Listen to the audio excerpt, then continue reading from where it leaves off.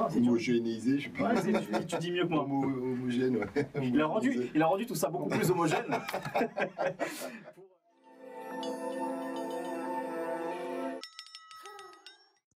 Raphaël, Pascal, on vous reçoit aujourd'hui pour la suite de votre documentaire, série de documentaires podcast du béton au nuage, la saga du rap français. Ah, je l'ai bien dit, c'est ça? C'est exactement le titre. Parfait. Donc c'est sorti ce 27 septembre. C'est donc 3 épisodes qui sont sortis, mais qui annoncent une série plus grande par la suite. Exactement. Déjà, question toute bête, pourquoi ce nom, comment il vous est venu et on sent ce qu'il veut dire, mais d'où ça vous est venu? En fait, au moment de trouver le nom de ce documentaire, on s'est un peu creusé la tête parce que l'idée c'était de raconter et de résumer en tout cas ce qu'est le rap français depuis 30 ans en fait finalement, enfin en tout cas depuis les premières sorties discographiques qui datent en gros du début des années 90. Et donc on s'est dit, étant donné que le rap français, il y a une forme d'élévation en fait et qu'il est parti de tout en bas pour monter, et qu'en plus de ça, le son sur les années 2010 est devenu beaucoup plus nuageux. On a parlé de cloud rap, ce genre de choses, quoi. On s'est dit, plutôt que de dire les étoiles, tu sais, c'est parfois un peu cliché, tu vois. On s'est dit, ça peut être pas mal de dire du béton au nuage, finalement, où il y a ce côté, justement, d'élévation, d'ascension, quoi. Et ouais, la saga du rap français, parce que précisément, on raconte vraiment la saga de ce genre musical, en fait. Même si, effectivement, on s'intéresse à des parcours individuels ou collectifs de personnes qui ont fait ce qu'est le rap français, en fait, qui lui ont donné une identité. Au final, le vrai personnage de ce documentaire, c'est le rap français et pas tellement cette mosaïque de personnes, quoi. Du coup, justement, sur ces 3 premiers épisodes, sur le premier, vous parlez du coup de l'arrivée du rap en France. Sur le second, vous parlez de toute cette école de rap parisien, d'Île-de-France. Sur le troisième, vous vous intéressez à la planète Mars, à Marseille. Tu me parles là de l'arrivée au nuage. L'idée, c'est de vraiment faire toute la saga, de revenir même jusque-là, 2020-2021. Exactement, ouais. En fait, l'idée, c'est vraiment, tel qu'on a pensé la série, que ça fasse 11 épisodes. Et donc, effectivement, que ça fasse comme les 3 premiers épisodes l'indiquent, sur vraiment les débuts du rap en France, jusqu'à sur les derniers épisodes qu'on parle des dernières années, en fait, qu'on vient de vivre dans le rap français, effectivement. Okay.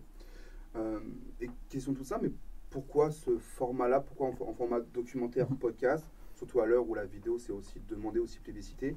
Et puis du coup, même au-delà du format, pourquoi même cette idée? Quelle est l'envie derrière? En fait, ici chez Move, justement, la direction souhaitait développer justement ce format de podcast natif.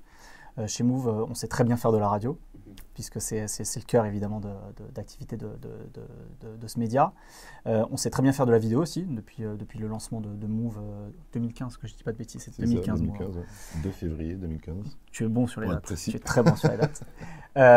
Et en fait, ce format podcast natif, vraiment destiné qu'en écoute en podcast, en streaming, il était encore assez peu exploité. Et donc l'idée justement c'était de faire quelque chose d'un peu ambitieux justement pour développer ce type de format ici chez Move. Et donc l'idée d'un format autour de l'histoire du rap français a commencé à émerger. Et puis justement en discutant avec la direction du pôle multimédia en fait, l'idée de faire quelque chose un peu patrimonial sur l'histoire du rap français, de raconter finalement toutes les trajectoires et les différentes directions, les différents embranchements en fait qu'a pris le rap français à partir du départ jusqu'à aujourd'hui. C'est un peu imposé en fait, et c'est là où on m'a demandé d'écrire une série, d'imaginer une série là-dessus, et c'est comme ça que c'est né. Ça, c'était début 2020. Très bien. Et du coup, comme tu viens de le dire, toi tu as écrit, toi Pascal, tu fais la voix de cette série de documentaires. Exactement. Comment s'est fait le travail à deux? Est-ce que vous êtes concertés? Comment ça a fonctionné à vous deux? Pour être très clair, c'est quand même Raphaël qui a fait 95% du taf. Genre, c'est lui qui a tout fait de A à Z, que ce soit l'écriture des textes, que ce soit les interviews, tout ça, la conception du podcast. Moi, en fait, je suis arrivé qu'à la fin pour poser ma voix. Et quelle voix? Et quelle voix? Voilà. Non, mais j'ai essayé de faire au mieux, en tout cas, en suivant les infos de Raph. C'est un exercice que j'avais déjà pu faire par le passé. Et forcément, là, c'était un plaisir de le faire, puisque c'est forcément quelque chose qui me parle. Et je connais la qualité du travail de Raph. Donc, honnêtement, j'avais même pas besoin. J'étais libre, hein, je pouvais retoucher les textes et tout, mais c'était très rare, puisque franchement, c'était nickel, quoi. Mais il y a quand même donc les épisodes durent à peu près 1h30, c'est ça en moyenne? Ouais, c'est ça, en moyenne, entre 1 heure et 1h30, c'est à peu près l'objectif qu'on s'est fixé. Tu les fais d'un bloc où tu te posais vraiment pour tout enregistrer, c'est pas trop dur de rester on a fait ça à la maison, donc non, on a fait ça en général, on a fait un épisode par épisode, voilà. Et c'était des sessions qui ont duré à peu près, je sais pas, 2 heures, à peu près, 2-3 heures max, quoi. Ouais, parce qu'effectivement, il y a mon texte, tel que moi je l'ai imaginé, mais parce que ce franc, il a sa diction, il a son rythme, tu vois, etc. Bon, il y a parfois des choses qu'on a réarrangées dans le texte à ce moment-là, sans perdre évidemment le sens, mais tu sais, ça va être sur une virgule, sur une formulation, sur un mot, en fait, parce que parfois, en disant plusieurs mots à l'écrit, en les lisant, ça fonctionne bien, mais parfois en les prononçant, bah, tu sais, ça fait des espèces de répétitions bizarres, etc. Donc, tout ça, c'est effectivement après du travail qu'on fait tous les deux. Mais ouais, et puis ça, je pense que c'était important d'avoir ce franc à la voix en plus, parce que ça fait très longtemps que tu fais de la radio sur le rap, hein. Avant Move, t'étais à Génération, t'es un peu une voix qui incarne justement ce genre qu'est le rap français en fait, en tout cas à la radio. Et puis ouais, t'es un peu un des animateurs emblème depuis le début de cette station Voilà, ici. Donc, comme je suis à la maison, voilà, c'est ça. ça s'est fait naturellement. Mais oui, effectivement, il m'envoyait souvent les textes en amont, je pouvais les corriger, mais je vous dis, la plupart du temps, c'est voilà, des virgules, des mots. Et puis même Raph, après, quand on l'enregistre pendant le studio, il changeait aussi des fois parce que finalement, on se rend compte, parce que c'est quand même énormément de travail, donc même lui, des fois, il peut pas avoir du recul directement sur tout ça. Donc voilà, donc on a fait ça, on a tricoté en direct pendant la session d'enregistrement, mais je vous dis, le gros du taf était quand même fait à 90% facile, quoi. Ce rap de quartier, c'est un autre groupe, ou plutôt un collectif qui va en prendre le relais. Mais avant que la Mafia Qu'un Free ne devienne légendaire, 2 groupes en ont posé les fondations, Différents Types et Idéal J. Pour les Wood Boys et pour les Kaira aussi, sont presque différents types du vocal avec le son qui punit. Check ma position face au showbiz. Il y a un truc justement qui se sent à la fois dans l'écriture comme dans la voix, c'est que je trouve qu'il y a un côté très pédagogue en fait avec cette série de documentaires où on sent que peut-être que c'est pas la volonté, mais moi je l'ai ressenti comme la volonté de parler vraiment à tout le monde, à la fois au jeune auditeur qui a 14-15 ans, qui ne sait peut-être pas tout ce que vous racontez, et même les plus aguerris qui savent déjà des choses, qui peuvent redécouvrir des choses, en découvrir tout simplement, et je trouve qu'il y a un côté très pédagogue. C'est une volonté d'avoir un côté très presque professeur de rap.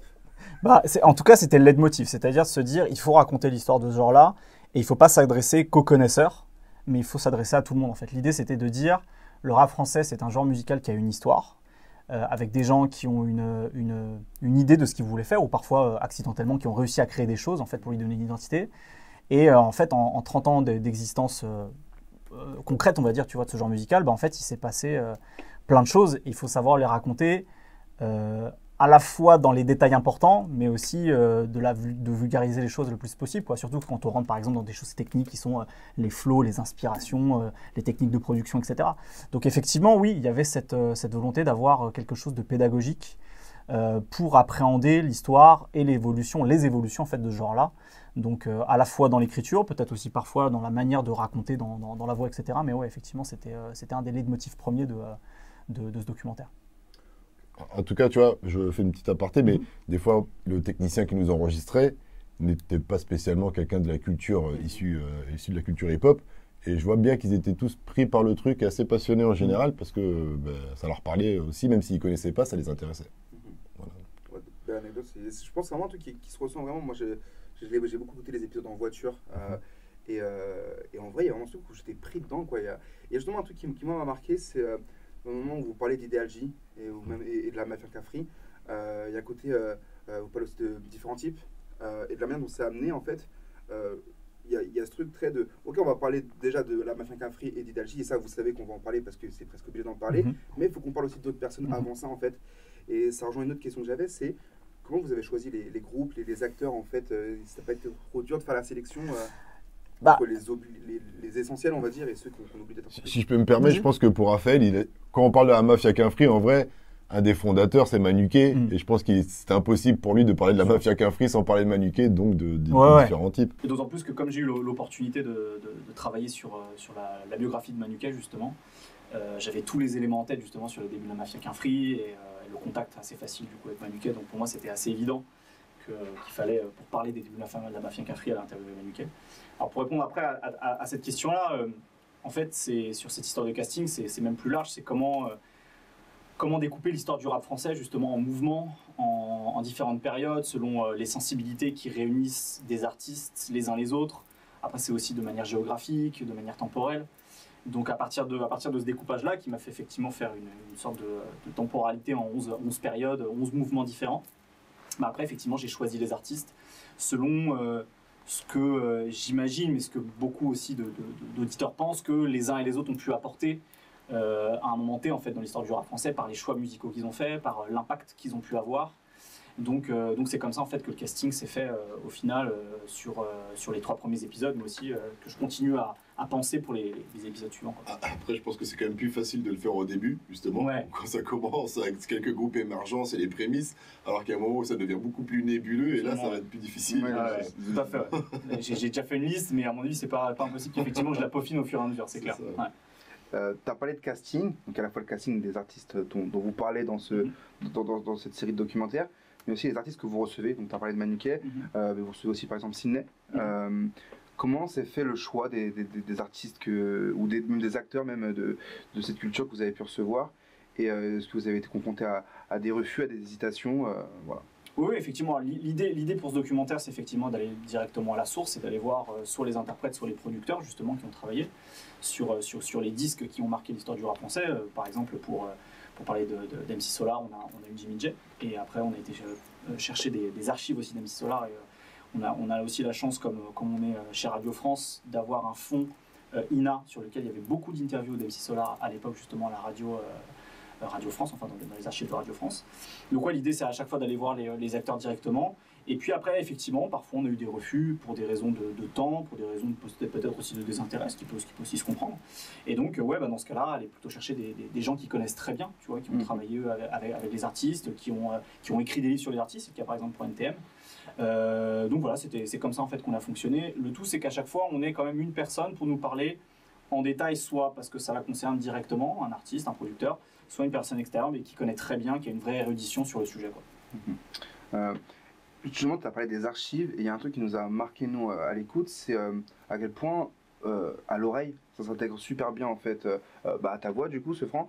Est-ce que vous avez travaillé justement en plus sur cette partie son, sur les archives, les retravailler un petit peu pour amener ce côté un peu homogénéité de la qualité audio? Et là, justement, on est tous les deux, mais il y a un peu une troisième personne de l'ombre qui a travaillé sur le produit final, justement, que sont ces épisodes, qui est Eric Lancien, qui est un réalisateur de Radio France, et qui est arrivé ensuite sur le projet, justement, pour un peu magnifier la matière première qu'on avait entre justement la voix off de ce Franc, les interviews et puis les archives. Et là, il a fait un travail super, justement, de mixage, de timing, de rythme avec tous les extraits sonores, parce qu'on a aussi des extraits musicaux dans ces épisodes de documentaire. Et donc il a homogénéisé, je sais pas. Ouais, tu dis mieux que moi. Homogène, ouais. Il a rendu tout ça beaucoup plus homogène pour justement en termes de mix et de rendu sonore, pour que effectivement à l'oreille en fait ce soit très agréable, quoi. Il a fait un travail, que ce soit en montage, en réalisation, en mix, il a fait un super travail. Donc, mais d'ailleurs, il nous a conseillé par rapport aux premières sessions. Après, on a un petit peu changé notre manière de faire par rapport à ses conseils, parce que du coup, lui, il avait un rendu global au mix, quoi. Donc, faites plus comme si, soyez plus précis, plus incisif, plus rapide là. Voilà, ce genre de choses. NTM connaît des changements pour le 3e album, Paris sous les bombes. DJ S a quitté le groupe. Cool Chain et Joey Star se tournent alors encore plus vers des producteurs extérieurs. Des Américains déjà entendus sur leur 2e album, mais aussi des Français comme DJ Clyde et DJ Max, producteurs et DJ pionniers dans le rap français. Tous, Français comme Américains, apportent une nouvelle couleur musicale à NTM avec des boucles plus diffuses, des rythmiques plus sèches et épurées. Typiquement le morceau Paris sous les bombes de Lucien, une ligne de basse gigantesque, un morceau qui vous met tout de suite dans la nuit, où vous avez l'impression que vous êtes dans un tunnel de métro pour taguer. On a parlé un petit peu en off, mais du coup depuis quand vous travaillez sur cette série, et est-ce que vous avez eu des contraintes, des étapes qui ont pu vous freiner dans la création de cette série documentaire? Donc l'idée du documentaire est née début 2020, mais on a très vite été ralenti par le confinement finalement. Donc en fait le vrai point de départ ça a été l'été 2020 en termes d'écriture de trame des 3 premiers épisodes, de prise de contact avec les artistes et les premières interviews qui ont été réalisées à fin de l'été 2020, fin de l'été 2020.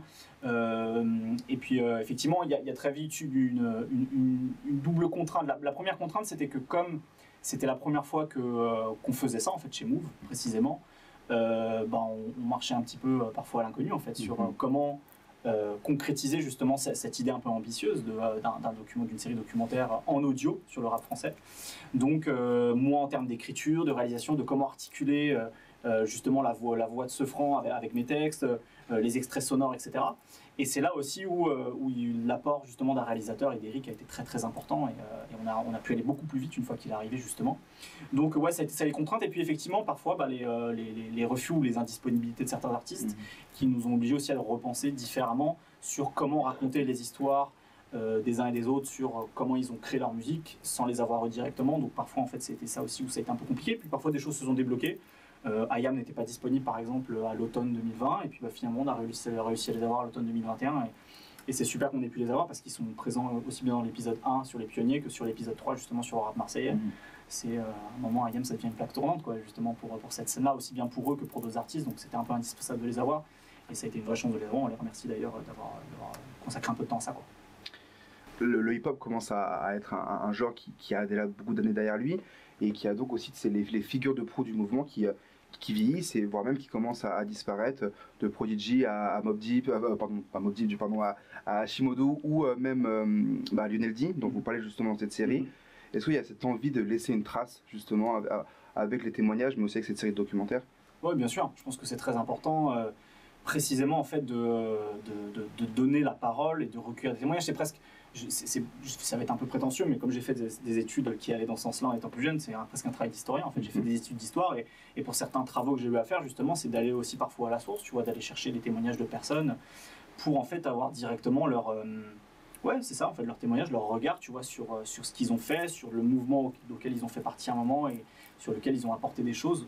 Donc c'était l'idée effectivement parce que tu parlais de Lionel, effectivement, qui est décédé début 2020, donc au moment où en plus on pensait, tu vois, ce truc-là, et je pense que en tout cas, ça a renforcé ma conviction, tu vois.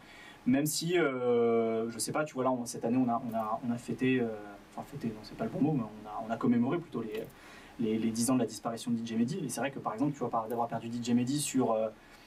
finalement, comment il a réfléchi musicalement à donner une identité aussi au son Mafia qu'un Free, tu vois, c'était important. Il y a déjà eu des interviews qui ont été faites à l'époque et qui sont très importantes. Donc je pense que c'est important d'aller voir effectivement les artistes pendant qu'ils sont toujours là, justement, pour pouvoir avoir ce témoignage et cette transmission, en fait. C'est important. Même les podcasts comme ça, c'est essentiel pour la culture. Genre, ça fait assez longtemps que le hip-hop il est en France. Maintenant, au bout de 30 ans, c'est normal qu'il y ait ce genre de documentaire, que ce soit télévisuel, que ce soit en podcast. Mais en tout cas, c'est normal que ce genre de projet en découle de la culture du hip-hop et que nous, on y participe et qu'on essaye de mettre notre pierre à l'édifice. Ça nous paraît évident en fait, et si on a les moyens de le faire, et puis je pense que ça vient d'abord d'une envie personnelle de Raph aussi, qui est parti voir la radio, parce que c'est essentiel de le faire. Déjà, l'historien du rap français, on va l'appeler bientôt. Voilà. Non, c'est vraiment essentiel pour moi, pour la culture. Voilà, quand on le dit souvent pour la culture, mais c'est essentiel. Vous avez vraiment presque répondu à une question que j'avais aussi à vous poser sur la transmission, l'importance de la transmission. Est-ce que c'est quelque chose qui manque selon vous un petit peu dans le paysage rap, bien qu'il y ait de plus en plus d'initiatives? On pense à Driver avec son podcast, on pense au livre sur Manuquet, le livre de Manuquet plutôt. Il y a aussi France TV Slash qui fait pas mal de formats documentaires qui sont plus dans la temporalité avec Medine ou d'autres artistes du moment. Même dans un autre format, tu peux avoir un genre dans le rap avec Guérin, c'est plus court, c'est le truc, mais c'est au moins on laisse des petites preuves de ce qui s'est passé. Pour rebondir sur ce que dit à la fois Sefran, ce que tu disais, c'est que en fait on est arrivé à un moment où on a une génération d'auditeurs du rap français qui prennent, je pense, le rap pour acquis en fait, parce qu'ils sont nés en fait avec le rap. Le rap leur est tombé entre les mains dès le berceau. Ça se trouve leurs parents écoutaient du rap, tu vois. Donc l'idée c'est aussi de dire à cette jeune génération, s'ils ont la curiosité et l'appétence justement parce qu'ils ont cette passion pour cette musique, de se dire en fait ce genre-là il a une histoire. Ça n'a pas commencé au moment où vous avez commencé à en écouter à l'enfance ou au début de l'adolescence. Il y a eu des choses qui ont été faites avant, qui ont permis à ce genre musical de prendre racine en France, de développer une vraie identité, même si c'est toujours nourri parce qu'il se passe tellement de choses aux États-Unis, etc. C'est toujours nourri de ça, mais c'est comment en fait on transforme ces inspirations-là pour en faire quelque chose de singulier, d'original et d'ancré dans la réalité hexagonale, quoi. Donc en fait c'est ça, c'est aussi de cette transmission historique, effectivement, de dire en fait si vous aimez cette musique et si vous y êtes intéressé, voilà son histoire, quoi. Ou alors, voilà une manière de voir son histoire, parce qu'effectivement l'histoire, c'est jamais définitif que quand c'est exprimé par une seule personne ou un seul document. Mais en tout cas, c'est une manière pour nous de dire, voilà, l'histoire du rap français, c'est ça aussi, quoi. C'est un combo, le marché des années 80. Ça ressemble en fait à ce qu'a connu New York avec quelques années d'écart. Akhenaton, Les drogues dures très présentes. rappeur, Le Front National commence à émerger dès le milieu des années 80. membre d'IAM. Le racisme à Marseille, c'est toujours un racisme de le dernier a toujours tort. Moi, j'en garde un souvenir d'années brutales. Et je pense que c'est pour ça aussi que le rap a émergé, parce que dans des années complètement bouchées, le rap, qui est une contre-culture, a réussi à faire sa place, parce qu'il a permis à toute une génération de Marseillais, mais de Français aussi, de grandir avec une culture qui rassemblait les gens. Du coup, justement, tu parlais de l'histoire du rap français. Il y a un truc qui est important dans son histoire, c'est ce rapport aux phénomènes sociaux, à la société en elle-même et aussi à certains, certaines choses graves qui ont pu se passer. L'affaire Ibrahim Ali, les émeutes de Vaux-en-Velin. Est-ce que c'était important pour vous de ramener ce rapport à la société, à quelque chose de peut-être qu'on a un peu moins aussi dans la musique, dans le rap aujourd'hui? Est-ce que c'est quelque chose d'important pour vous de rappeler que ça a constitué ce mouvement? En fait, ça s'est un peu imposé à moi, c'est-à-dire qu'effectivement, pour moi, c'était indispensable. Si on parle d'un groupe comme NTM, qui a beaucoup parlé justement qui a incarné à un moment donné, même médiatiquement, ce truc de la crise des banlieues, parfois un peu contre leur gré, parce que ils le disaient souvent dans les interviews à l'époque, dans les recherches justement d'archives que j'ai fait, ils se considéraient avant tout comme des musiciens et pas toujours comme des porte-parole, quoi. Ils étaient invités plus pour parler des émeutes. Voilà, c'est ça, quand ils étaient invités sur des plateaux télé, c'était pour parler des émeutes, et on les invitait jamais sur des émissions culturelles, quoi, pour parler de leur musique. Mais en fait, ça s'est un peu aussi imposé à moi, parce que tu parlais par exemple d'Ibrahim Ali. Quand j'interviewe Sat de la FF, il me dit, en fait, le groupe a été... en fait, on a rencontré Akhenaton à un moment d'un concert, justement, en hommage à Ibrahim Ali. C'est un meurtre qui nous a beaucoup marqué. J'en parle avec Troisième Œil, ils me disent la même chose. J'en parle avec Alonso, il m'en parle aussi. En fait, j'ai l'impression que, par exemple, cet événement du meurtre d'Ibrahim Ali par des colleurs d'affiches du Front National, en fait, ça a été un moment clé dans l'histoire du rap marseillais. Donc, en fait, pour moi, ça s'est presque imposé à moi de dire, mais en fait, il faut en parler, parce que c'est un moment un peu charnière, justement, pour toute cette scène. Et puis, ouais, sur les émeutes, évidemment, tu vois qu'à un moment donné, il n'y avait pas de représentation ou de canal d'expression, justement, pour la jeunesse issue de banlieue et souvent issue de l'immigration entre la fin des années 80 et le début des années 90. C'est un moment où il y a effectivement ces émeutes qui sont très médiatisées. Ça existait un petit peu déjà avant, mais elles sont à ce moment-là très médiatisées. Donc il n'y a qu'une seule manière de les voir. Et en fait, d'un seul coup, le rap offre un autre champ de vision, en fait. Et donc, en fait, ça s'impose aussi à moi dans la manière d'écrire le documentaire, parce que nécessairement, en fait, si on parle de NTM, et même si on parle aussi un petit peu d'AYA, mais évidemment du ministère amer ou d'Assassin, il faut parler aussi de ces phénomènes-là et aller chercher des archives qui mettent un peu en exergue les espèces de rouages qu'il y avait à l'époque et qui expliquent pourquoi, en fait, dans le rap, on en parle beaucoup aussi, quoi. Pour revenir un petit peu rapidement sur les intervenants que vous avez pu avoir, est-ce qu'il y a une rencontre, une anecdote même d'un artiste ou d'un témoin de cette histoire qui vous a plus marqué qu'une autre potentiellement, ou vous attendiez pas à entendre? Moi, j'en ai pas là en tête, mais je sais que souvent, en lisant les textes, j'ai appris des trucs, alors que franchement, je pensais quasiment tout savoir. Et souvent, je disais, Raph, mais t'es sûr de ça? C'est vrai? Mais ouais. Donc, je sais que j'ai appris plein de choses, mais j'ai pas d'exemple précis en tête, quoi. Mais en tout cas, c'est assez précis sur plein de choses, quoi. Ouais, moi non plus, en fait, je crois que j'ai fait tellement d'interviews, tu vois, comme il y a une dizaine d'interviews par épisode, qu'au final, je suis un peu perdu, en fait, dans tout ce que j'ai entendu et appris, parce que j'ai aussi appris des choses, quoi. Mais après, c'est des détails de fans de rap, tu vois. Par exemple, j'ai appris qu'à un moment donné, Coma de la Secret Connection et Diam s'étaient signés sur le même label, et ils ont beaucoup traîné ensemble à une période, tu vois. Ça, par exemple, je l'imaginais pas, tu vois. Qu'est-ce que j'ai appris? J'ai appris que le mentor, le mec qui a donné envie de rapper et qui a un peu mis le pied à l'étrier à Bustaflex, c'est aussi quelqu'un qui a, d'après ce que j'ai compris, beaucoup accompagné aussi Kazé à ses débuts. Enfin bref, il y a plein en fait, de petits détails comme ça, en tant que fan de rap. En fait, je me suis dit, ah tiens, c'est rigolo, tu vois, ce genre de choses. Mais en fait, des histoires en fait, à tomber de sa chaise, j'ai dû en entendre, mais je crois que j'ai entendu tellement de trucs. En fait, là, je ne saurais plus te dire. Une question un peu bête, mais est-ce qu'il y a un épisode parmi les trois que vous préférez, soit parce que vous préférez tel type de rap, ou par rapport aux artistes, ou je ne sais pas Bonne question. Sans détester les deux autres, forcément. Mais, tu me demandes de choisir nos enfants, là. C'est exactement ça, en fait. En fait, je crois, par affinité, je te dirais comme ça l'épisode 2, parce que ce sont des artistes qui ont été très importants pour moi, toute cette nouvelle génération justement en Ile-de-France. c'est au moment où je commence à écouter du rap, moi, tu vois, à la fin de l'enfance, début de l'adolescence, donc je commence à comprendre que ces artistes-là, ils sont importants, tu vois. Mais je crois qu'en fait, l'épisode 3 sur Marseille, c'est peut-être mon préféré, sur Marseille et le Sud-Est, parce qu'on parle aussi de, finalement, la scène du 06 qui bénéficie de ce magnétisme à cette époque-là, justement, de la scène marseillaise. Parce qu'en fait, ça parle d'histoires qui, je crois, sont pas assez racontées. Finalement, sans vouloir minimiser l'importance de l'épisode 2, tu vois, mais c'est vrai que les histoires de time bomb, ce genre de choses, tu vois, finalement, c'est une mythologie dont on a déjà entendu beaucoup parler, même si j'essaie de la raconter à ma manière et de la recontextualiser peut-être d'une autre manière que ça a été fait dans d'autres documentaires, par exemple, tu vois.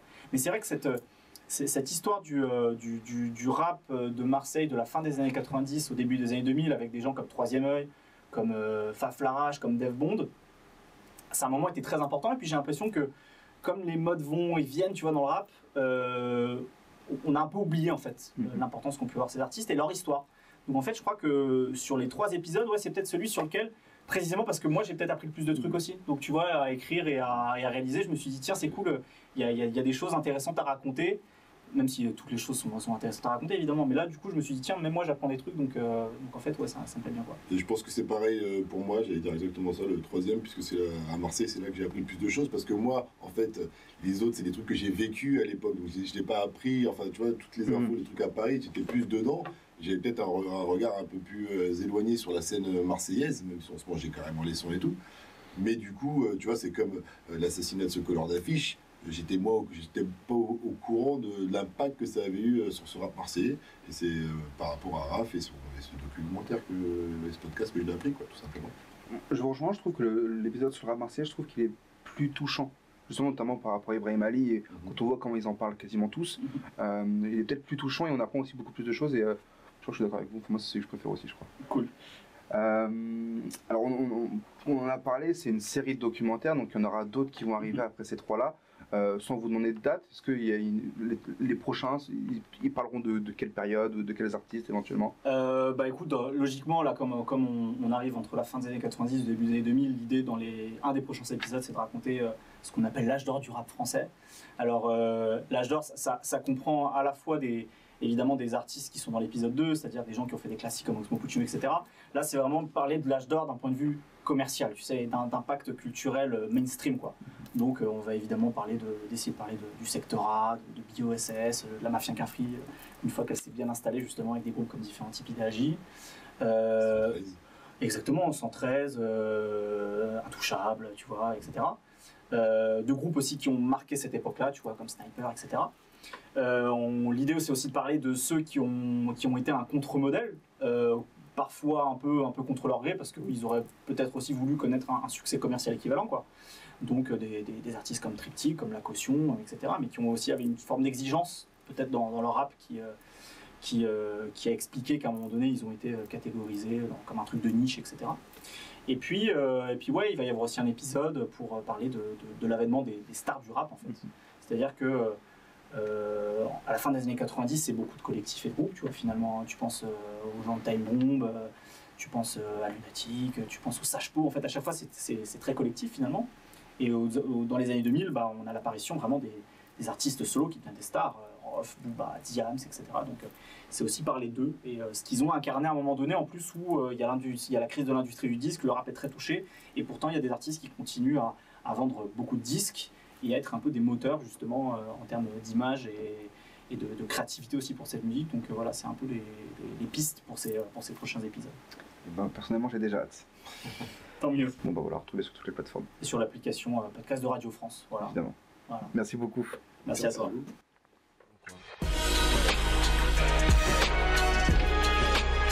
Du béton au nuage, la saga du rap français en 11 épisodes.